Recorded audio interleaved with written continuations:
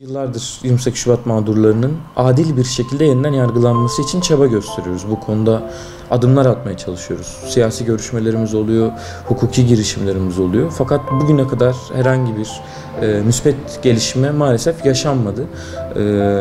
Dosyası hukuken bozulmaya müsait o kadar çok insan var ki, yani işkenceler altında ve avukatsız bir şekilde ifadesi alınan bir sürü insan bugün bilgisayar dokümanı, birçok yazıyla, yani Yargıtay'ın hukuken delil olarak sayılamayacağını belirttiği birçok belgeyle şu anda çoğu müebbet hapis cezasına çarptırılmış durumda ve yüzlerce bu tür mahkum cezaevlerinde bulunuyor.